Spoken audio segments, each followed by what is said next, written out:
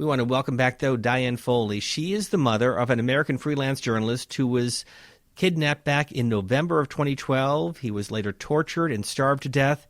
He died less than 2 years later. And today is the anniversary of another journalist, Daniel Pearl. He was taken captive on January 23rd, 2002. 9 days later, he was beheaded.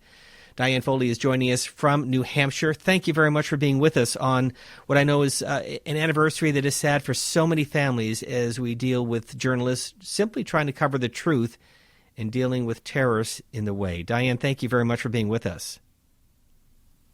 It's my pleasure. It's an honor to remember the great work of Daniel Pearl today, certainly.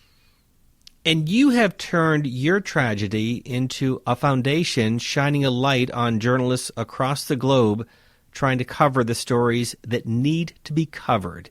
If you could explain.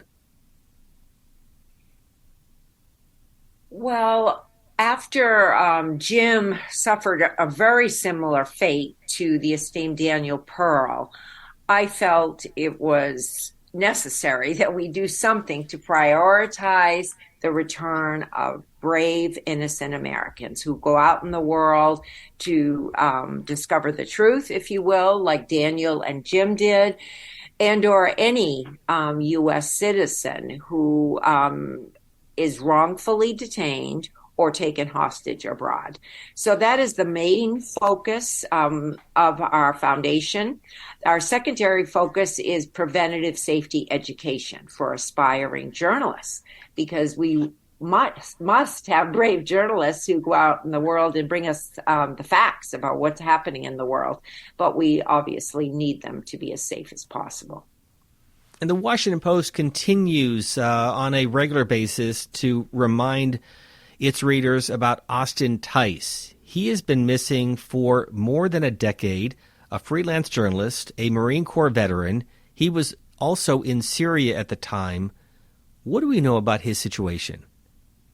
It is just so poignant. It is horrific the way more and more of these state actors, Steve, countries, governments, are using the taking of innocent citizens to hold our own government hostage, if you will. Austin was a freelance journalist, just like Jim. They had met each other in the early part of the civil war in Syria, and he was wrongfully detained, and the family has not heard from him since. It is an appalling abduction, along with several other innocent Syrian dual citizens, if you will. They're U.S. citizens like Austin Tice, like Maj Kamalmas, for example. A psychologist, a U.S. citizen, also has wrongfully been detained in that country. Syria joins China, Iran, and Venezuela and others in using the horror of hostage taking. Your son was also in Syria. He was covering the civil war. So again, I know we've talked about his tragic story. And again, congratulations to you and your family doing so much to turn this tragedy into a shining light of optimism and really reminding the nation and the world what these journalists are doing. But for those who do not know the story of James Foley, please educate them. We have worked tirelessly, actually, primarily working on advocating within our own government. We really feel our country should prioritize the return of innocent U.S. citizens who go out in the world. So since then, in 2015, President Obama did issue a presidential policy directive that actually started a U.S. hostage enterprise whose job it was to help innocent Americans who are kidnapped or taken hostage abroad. So that was a start. Since then, Levinson Act was passed in 2020, codifying that hostage enterprise into actual law. So now we have a law on the books that actually the Consular Affairs now is mandated to look at all the thousands of arrests of Americans around the world and to figure out which ones are in fact wrongful detentions, meaning our citizen did nothing wrong, but that the person or government capturing them seeks to use them for as a political pawn, if you will.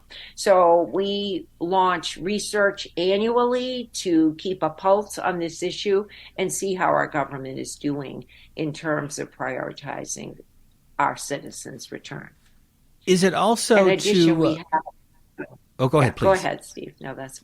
No, is it also? The other thing I was just going to ask add is we have preventative state education. The Syrian terrorists, are they also just trying to instill fear in any Western journalist who wants to cover what's going on? Because clearly this would send a shiver down the spine of anyone, regardless of their determination to cover the stories on the front lines, knowing that, like your son, like Daniel Pearl, this could be their fate.